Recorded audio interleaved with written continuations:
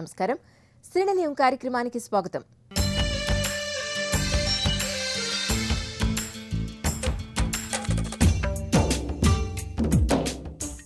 ఇంటి నిర్మాణంలో వచ్చిన నూతన శైలులు, స్థానిక సంస్థలు అందిస్తున్న సదుపాయాలు, గృహవాస్తులో ప్రేక్షకుల సందేహాలకు వాస్తు నిపుణులిచ్చే సమాధానాలతో మీ ముందుకు వచ్చింది ఈ వారం శ్రీనిలయం.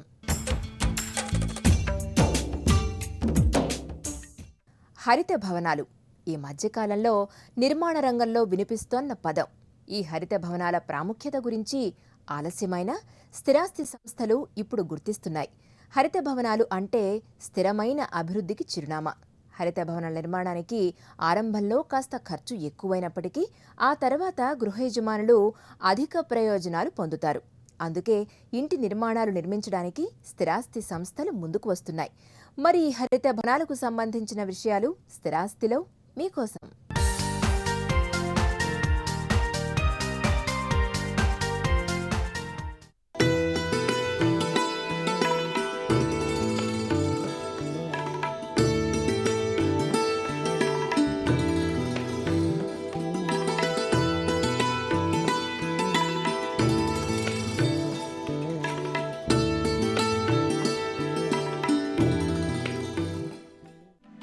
కాంక్రీట్ జంగల్గా మారుతున్న నగరాల్లో చిన్నపాటి వర్షం కురిస్తే చాలు, తట్టుకోలేం.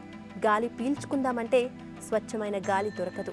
దీనికి తోడు అధిక ఉష్ణోగ్రతలు. దీనంతటికీ కారణం ప్రణాళిక లేని నిర్మాణాలు.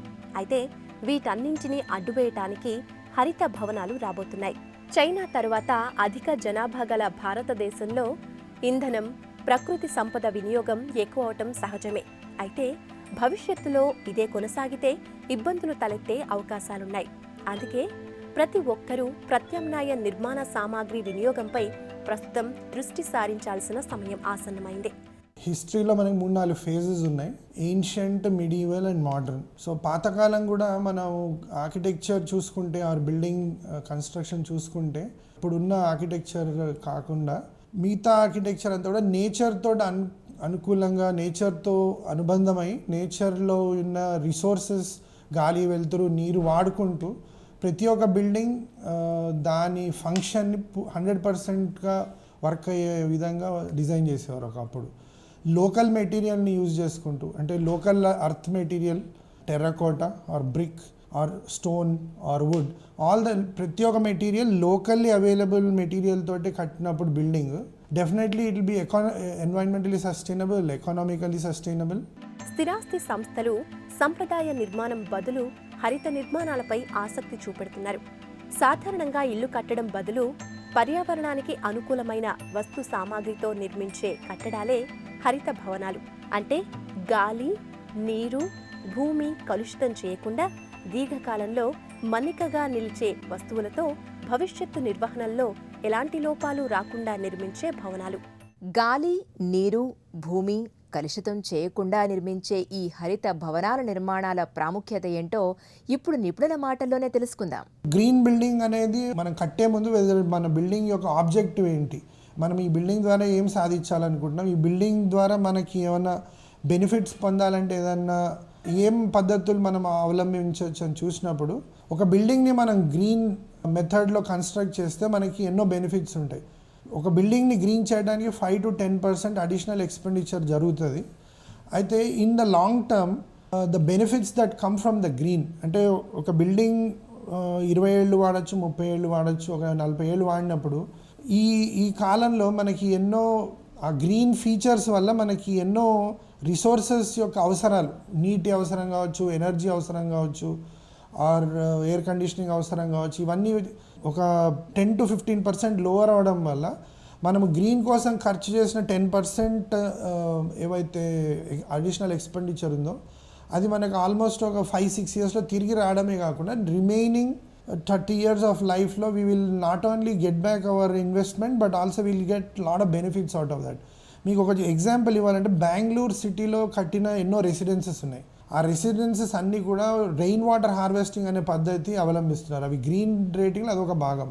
రెయిన్ వాటర్ హార్వెస్టింగ్ అంటే పడ్డ వర్షం నీరు, బిల్డింగ్ మీద కానీ ఎక్కడైనా పడ్డ వర్షం నీరు ఒక పైపుల ద్వారా తీసుకొని ఎయిదర్ మనం directly that is admitted into aquifers or ground వాటర్ల కన్నా అడ్మిట్ చేస్తాము, లేకపోతే బిల్డింగ్లోనే స్టోర్ చేస్తాం. సో బెంగళూరులో ఏమవుతుందంటే they are built certain storage tanks below the buildings. అంటే సెల్లార్లో ఆర్ బిల్డింగ్ ప్రెమిసెస్లో they built certain tanks. 3 to 4 months of water requirement they are storing below the ground which they are getting from the rain water. So రెసిడెన్సెస్లో green features అవలంబించవచ్చు, like solar panels వాడచ్చు. దీర్ఘకాలంలో మన్నికగా ఉండే విధంగా నిర్మించే ఈ హరిత భవనాలు, వాటి నిర్మాణ శైలులు ఎలా ఉన్నాయో ఇప్పుడు నిపుణుల మాటల్లో తెలుసుకుందాం.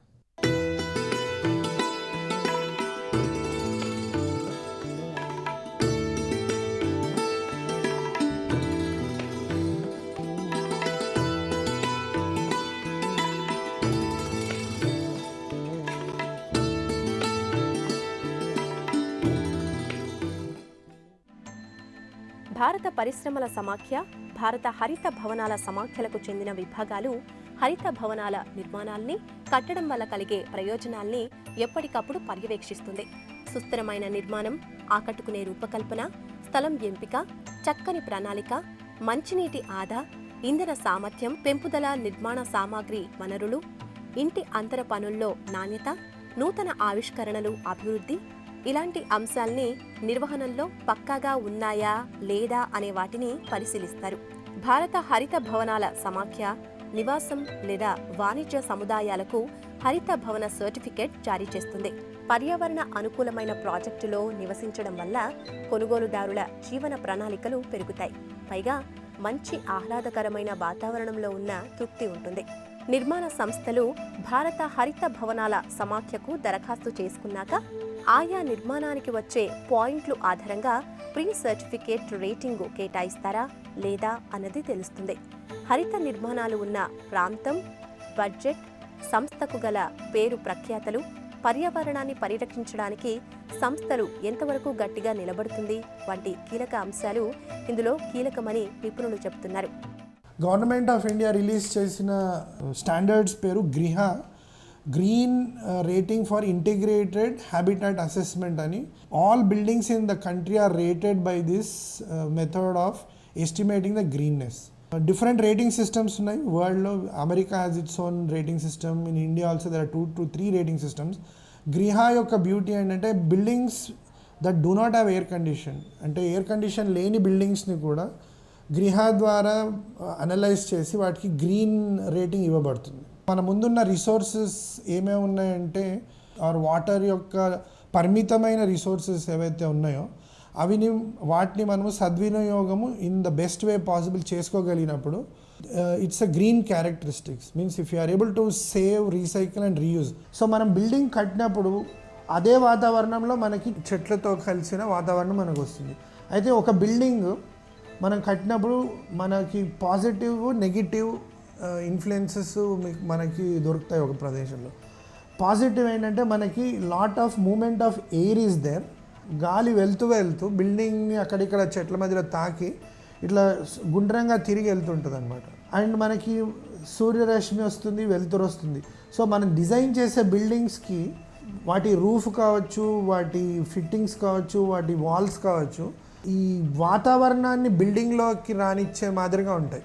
అంటే మనం మనిషి అనేవాడు ఇప్పుడు వాతావరణానికి ఎంత దగ్గర ఉండాలని అంత దగ్గర కోరుకుంటాడు. అటువంటప్పుడు ఈ మన బిల్డింగ్స్ మనం డిజైన్ చేసేది ఎట్లంటే వాతావరణంలో డిజైన్ చేసిన ఆర్ ఎన్వైర్న్మెంట్లో డిజైన్ చేస్తే we invite the environment into the buildings. This is how we use to design. This is called vernacular architecture or regional architecture. ప్రతి ఒక్క continent, whether it could be American continent, it could be African continent or it could be Indian continent, all the buildings were designed according to local conditions suitable for local functions or activity. పూర్వీకులు కట్టిన buildings విధంగా మనం ఇప్పుడు కట్టలేకపోతున్నాం. దానివల్ల ఏంటంటే మనం కొత్త విధానాలు, కొత్త పద్ధతులు కనుక్కొని ఇప్పుడు కడుతున్న మోడ్రన్ బిల్డింగ్స్ని అటువంటి వాతావరణం మరి అటువంటి బెనిఫిట్స్ని ఏ విధంగా మనం కొత్త బిల్డింగ్లో కూడా కల్పించగలం అనేటటువంటిది గ్రీన్ బిల్డింగ్ యొక్క ఒక చిన్న ఎఫర్ట్. అన్ని కాలాల్లో కుటుంబ సభ్యులు సుఖంగా, సంతోషంగా ఉండటానికి నవతరం గృహ యజమానులు ఇలాంటి నిర్మాణాలపై ఆసక్తి చూపిస్తున్నారు. పర్యావరణ పరిరక్షణ, సహజ వనరులను కాపాడుకోవటం ఈ భవనాల ముఖ్య ఉద్దేశం. ఏదైనా ఒక బిల్డింగు మన ఎన్వైర్న్మెంట్ని ప్రొటెక్ట్ చేస్తున్నప్పుడు ఆర్ ఎన్వైర్న్మెంట్లో ఉన్న వేరియస్ రిసోర్సెస్, గాలి కావచ్చు, వెలుతురు కావచ్చు, ఎనర్జీ కావచ్చు, నీరు కావచ్చు, భూమి, సాయిల్, ఇవన్నీ భావితరాలకు కూడా ఇదే రకంగా ఇంతకంటే మెరుగుగా దొరికినప్పుడు it's called sustainability. So green building మన భావితరాలకి మనము ఇచ్చే ఒక రకమైన కానుక. వంటగది అనగానే నల్లబారిన గోడలు, మురికి పట్టిన ప్లాట్ఫామ్, చిందరవందరగా పడేసిన వంట సామగ్రి, నిత్యం నీళ్ల తడిగల సింకులు, ఇలా అనే రోజులు పోయాయి. ఇప్పుడు వంటగది రూపురేఖలు మారిపోయాయి. ఈ వంటగదులు ఇంటికి సరికొత్త అందం ఇవ్వడమే కాకుండా కుటుంబ సభ్యులకు ఆరోగ్యాన్ని పంచిపెడుతున్నాయి. అందుకే ఇప్పుడు నవతరం గృహయజమానులు ఇంట్లో ఉన్న మిగులు స్థలం బట్టి మనసుకు నచ్చిన విధంగా అందమైన వంటగదిని రూపకల్పన చేసుకుంటున్నారు. మరి గృహశోభలో ఆధునిక వంటగదులపై ప్రత్యేక కథనం మీకోసం.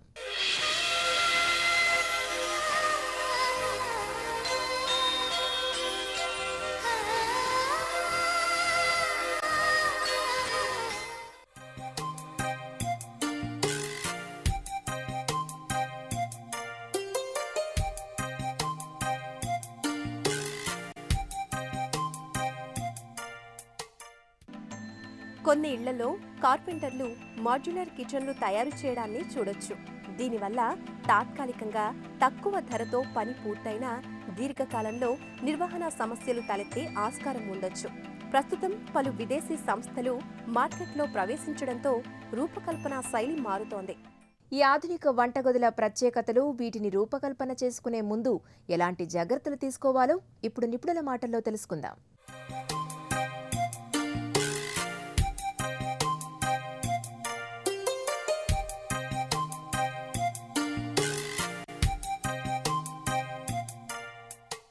మాడ్యులర్ కిచెన్స్ అంటే ఏంటంటే సార్, ఇండివిజువల్ మోడల్స్ కింద తయారు చేస్తామండి. సివిల్ కిచెన్స్ అనుకోండి, ఇంతకుముందు మనం ప్లాట్ఫామ్ వేయాలండి గ్రానైట్ది, కింద వాల్స్ కట్టుకుంటుండే, అది సివిల్ వర్క్ లేకుండా మనం మోడల్స్కి వస్తున్నామండి. ఈ మోడల్స్ అంటే మనం స్పేస్ సేవ్ చేస్తామండి.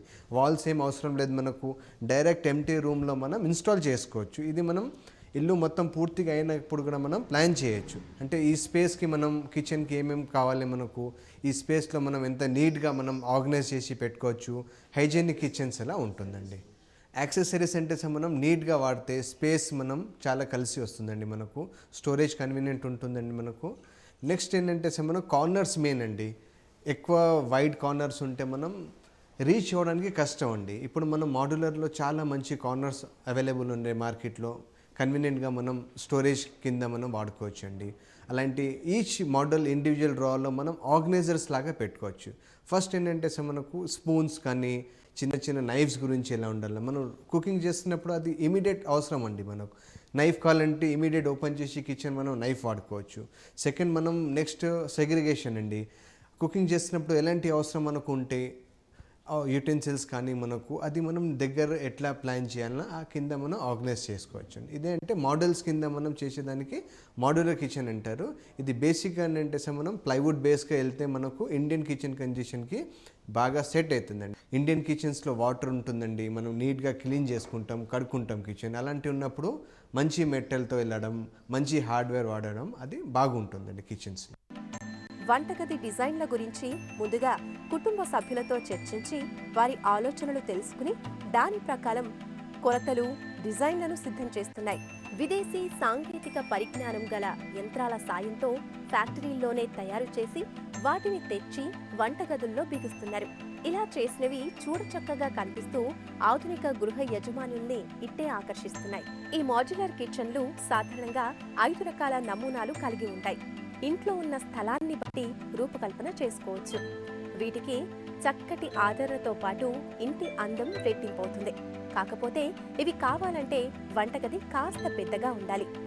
ఖరీదైన బంగ్లాల్లో నివసించేవారు వంటగదులకు అధిక స్థలాన్ని కేటాయిస్తారు. ఈ తరహా కిచెన్లు ఏర్పాటు చేసుకోవటం వల్ల ప్రత్యేకంగా డైనింగ్ టేబుల్ అవసరం ఉండదు. ఈ ఓపెన్ కిచెన్ వల్ల ఇల్లు విశాలంగా కనిపిస్తుంది.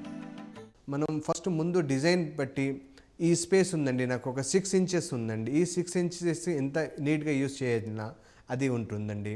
తర్వాత మనం స్టవ్ అండి, ఇప్పుడు మనకు 2 బర్నర్లు ఇంతకుముందు మనం 2 స్టవ్స్ ఉంటుంది. ఇప్పుడు చాలామంది టైం ఎవరికి లేదండి. 4 బర్నర్ కావాలి, 5 బర్నర్ కావాలి. దాని కింద మనం ఇండివిజువల్ మోడల్ డిజైన్ చేస్తుంటే 2 ఫీట్లు అంటే 2-3 బర్నర్కి సఫిషియెంట్ అండి. కొంచెం 3 ఫీట్ వెళ్తే మనం ఒక 4 బర్నర్ వెళ్ళిపోవచ్చు. అలాంటి సింక్ అండి, సింగిల్ బౌల్ ఉంటుంది, డబుల్ బౌల్, వెజిటేబుల్కి సపరేట్ వాష్ ఉంటుంది, యుటెన్సిల్స్కి సపరేట్ వాష్ ఉంటుంది మనకు. అలాంటి చాలా ఇప్పుడు మాడ్యులర్ కిచెన్స్లో మనకు వచ్చినాయండి.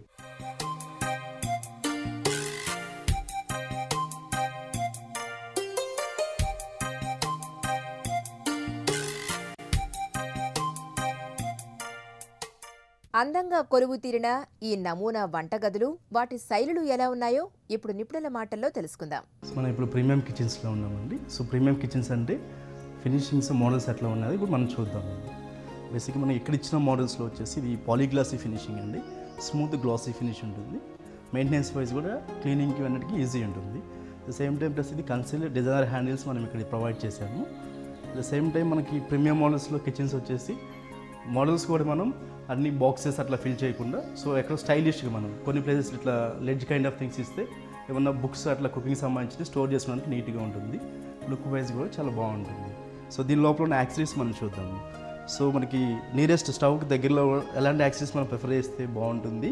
సో ఇక్కడ మనకి స్టవ్కి నియర్లో ఉండే యాక్సెసరీస్ అంటే కట్లరీ ట్రే ప్రొవైడ్ చేసామండి. ఇది కంప్లీట్గా పీవీసీ ఉంటుంది, రిమూవబుల్ ట్రే ఇది. సో నెక్స్ట్ వచ్చేసి మనం పాటన్ ప్యాన్ బాస్కెట్స్, ఇవి చిన్న చిన్న వెజల్స్ ఇవన్నీ దీంట్లో స్టోర్ చేసుకోవచ్చు. సో ఇక్కడ కార్నర్ యాక్సెసరీస్ ఇట్లిటీ ఎట్లా ఇచ్చామో మనం చూద్దామండి ఒకసారి. దీన్ని కంప్లీట్గా మ్యాజిక్ కార్నర్ అంటారు. సో మనం ఏదైనా షెల్ఫ్ ఉంటే బెండ్ అయ్యి ఇన్సైడ్ రీచ్ అవ్వడం చాలా కష్టం ఉంటుంది. సో ఈ యాక్సెసరీస్ చూస్తే మనకి ఇవే ఇన్సైడ్ మనకి 4 ట్రేస్ ఉంటుందండి. ఈ 4 ట్రేస్ కూడా అడ్జస్టబుల్ ఉంటుంది అనమాట. ఇవన్నీ మనం రిమూవ్ చేసుకొని క్లీనింగ్ కూడా మనకి ఈజీ ఉంటుంది. Access inside same utility wise చాలా సఫిస్టికేషన్ ఉంటుంది. సో ఇక్కడ చూస్తే మనకి చిన్న బాటిల్ పుల్ అవుట్ అండి. సో కుకింగ్కి సంబంధించిన రెగ్యులర్ థింగ్స్, సాస్ బాటిల్స్ కానివ్వండి, ఆయిల్ క్యాన్స్, ఇవన్నీ ఈ బాటిల్ పుల్ అవుట్లో స్టోర్ చేసుకోవచ్చు. నెక్స్ట్ ఇక్కడ వస్తే రెగ్యులర్ సిస్టమ్ కన్నా కొంచెం డిఫరెంట్గా ఇక్కడ టాప్ లిఫ్టింగ్స్ ప్రొవైడ్ చేసాము. యాక్సెస్ వైజ్ చాలా ఈజీ ఉంటుంది మనకి. దీన్ని టాప్ లిఫ్టింగ్ సిస్టమ్ అంటారు. సో ఇది షింక్ యూనిట్ అండి. షింక్ దగ్గర బేసిక్గా ఇప్పుడు మనం డోర్స్ అట్లా ప్లాన్ చేసుకుంటాము, కానీ ఇక్కడ కూడా డ్రా సిస్టమ్స్ మనం ప్రొవైడ్ చేసాము ఇన్సైడ్. సో ఈ సిస్టమ్ ఏంటంటే మన detergent holders, soaps and liquids ఇక్కడ మనం స్టోర్ చేసుకోవడానికి వీలు ఉంటుంది.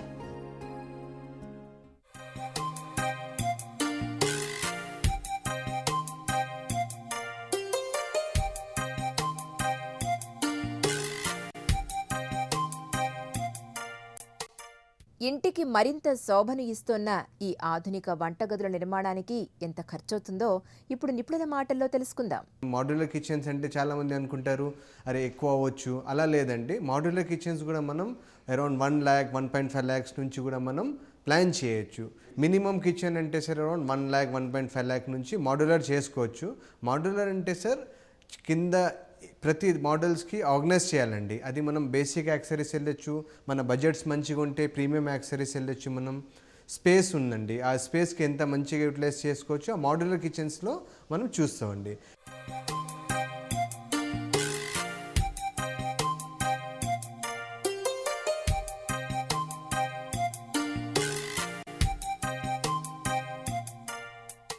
ఇళ్ల స్థలాలు, అపార్ట్మెంటు కొనే ముందు ముఖ్యంగా మనం వాస్తును పరిశీలిస్తూ ఉంటాం.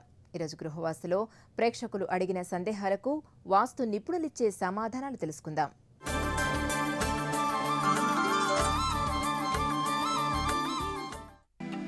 తిరుపతి నుంచి రాఘవులు తమ సందేహాన్ని ఈ విధంగా వ్యక్తపరుస్తున్నారు. మా ఇంటికి పడమర రోడ్డు, వాయువ్య భాగాన సింహద్వారం ఉంది. మాకు సంతాన అభివృద్ధి లేదు. దీనికి పరిష్కారం ఉంటే తెలపండి. మనం గృహంలో వాస్తుశాస్త్ర నియమం ప్రకారం అమరికలను ఏర్పాటు చేసుకునేటప్పుడు నైరుతిలో యజమాని బెడ్రూమ్ అని, వాయువులో ఆ యజమాని యొక్క సంతానం యొక్క బెడ్రూమ్ అని, పడమర దక్షిణాల్లో మరుగుదొడ్లని ఈ విధంగా అమరికలు అమర్చుకుంటాము. అట్లు కాకుండా వాయువ్య భాగాన్ని అంటే పడమర వాయువు భాగం సింహద్వారం పెట్టడం వలన వాయువు భాగం బెడ్రూమ్ లేకుండా సంతానానికి మరి ఒక వైపు మనం బెడ్రూమ్ ఇచ్చే అవకాశం ఉంటుంది. కాబట్టి ఈ విషయాన్ని పరిగణలోకి తీసుకుని ముందు పడమర రోడ్డు వాళ్ళు గృహ నిర్మాణం చేసేవాళ్ళు మధ్య భాగంలో సింహద్వారం కానీ లేదా ఉత్తరవైపు సింహద్వారం కానీ పెట్టుకుని గృహం నిర్మిస్తే ఈ దోషాలు రాకుండా ఉంటాయి. వీరికి సంతానాభివృద్ధి లోపించే వాళ్ళకి వాయువ్య దోషం ఏర్పడింది కాబట్టి వాయువ్య భాగములకు సంబంధించిన యంత్రాలను మత్స్య యంత్రమును ప్రతిష్ఠించుకోవడం వలన కొంత దోష పరిహారం అవుతుంది. మెదక్ నుంచి సరస్వతి తన సందేహాన్ని ఇలా వ్యక్తం చేస్తున్నారు. మా స్థలానికి పడమర రోడ్డు ఉంది. అది మా స్థలానికి సమాంతరంగా కాకుండా కొద్దిగా వంకరగా ఉంది. మేము ఈ స్థలంలో గృహ నిర్మాణం చేయొచ్చునా తెలపండి. మనం స్థలంని సేకరించేటప్పుడే మనం తీసుకున్న స్థలము లేదా తీసుకోబోయే స్థలము ఏ దిక్కునైతే రోడ్డు ఉన్నదో ఆ రోడ్డుకి సమాంతరంగా ఉండేటట్లు చూసుకునే తీసుకునేవాళ్ళు. సమాంతరంగా లేకుండా రోడ్డు క్రాస్గా ఉన్నప్పుడు తీసుకునడం వలన మనకు విదిక్కులుగా ఏర్పడే అవకాశం ఉంటుంది. అంటే మీ యొక్క స్థలమునకు సరైన దిక్కు లేదని అర్థం. అంటే రోడ్డు సమాంతరంగా లేకపోతే క్రాస్కు రావడం వలన రోడ్డు క్రాస్కి వచ్చింది కాబట్టి మీ స్థలంను కూడా క్రాస్గా తిప్పి కట్టడం అనేది విరుద్ధం. అట్లు కాకుండా దిక్సూచిని అనుసరించి ఏ వైపు అయితే పెరిగిందో ఆ పెరిగిన స్థలాన్ని రోడ్డులోకి వదిలివేసి మిగిలిన భాగాన్ని చతురస్రాకారము లేదా దీర్ఘచతురస్రాకారంగా మార్చి ఆ తదుపరి ఆ స్థలంపై గృహ నిర్మాణం చేసుకునవచ్చును. విజయవాడ నుంచి శ్రీనివాసరావు తమ సందేహాన్ని ఈ విధంగా వ్యక్తపరుస్తున్నారు. మా ఇంటికి తూర్పు ప్రహారీ గోడ లేదు. పక్కవారి ఇంటి గోడ మాత్రమే మాకు ప్రహారీ గోడలా ఉన్నది. ఇలా ఉండవచ్చునా తెలపండి. ఒక స్థలంపై గృహ నిర్మాణం చేసేటప్పుడు మొట్టమొదటగా మనకు ఎటువైపు రోడ్డు ఉన్నా కానీ అన్ని వైపులా ప్రహరీ గోడ నిర్మించుకుని ఎటువైపు రోడ్డు ఉందో అటువైపున కొంత ఖాళీ లోపలకు వాహనాలు మెటీరియల్ తీసుకోవడానికి వచ్చేదానికి ఖాళీ ఉంచుకొని ఆ తదుపరి మాత్రం గృహ నిర్మాణం చేయాలి. గృహ నిర్మాణం చేసిన తర్వాత ప్రహరీ గోడ నిర్మించడం అనేది కరెక్ట్ కాదు. అదేవిధంగా గృహమునకు అన్ని దిక్కుల మన ప్రహరీ గోడ మాత్రమే మనకు ఉండాలి. ప్రహరీ గోడ 4 దిక్కుల సమాన ఎత్తులో ఉండాలి. అట్లు కాకుండా తూర్పు వైపు వేరే ఒకరి గృహం యొక్క ఇంటి గోడే మీకు ప్రహరీ గోడ అవ్వటం అనేది మీకు అంత మంచిది కాదు. ఆర్థికపరమైన విషయాలు, మీ కుటుంబ సమస్యలు, సంతాన అభివృద్ధికి కొంత ఆటంకాలు వచ్చే అవకాశం ఉంటుంది. కాబట్టి ప్రత్యేకంగా మీరు మరొక ప్రహరీ గోడను మిగిలిన వైపు ఎంత ఎత్తులో ప్రహరీ గోడ ఉందో అంత ఎత్తు ఉండేటట్లుగా తూర్పు వైపున ప్రహరీ గోడ నిర్మించుకోండి.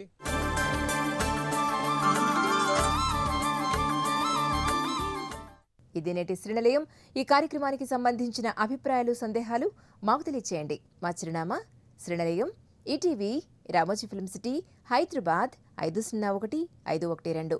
మా ఇమెయిల్ అడ్రస్ srinilem@etv.co.in. వచ్చే వారం శ్రీనిలయంలో మరికొన్ని తాజా అంశాలతో మళ్ళీ కలుద్దాం. అంతవరకు సెలవు. నమస్తే.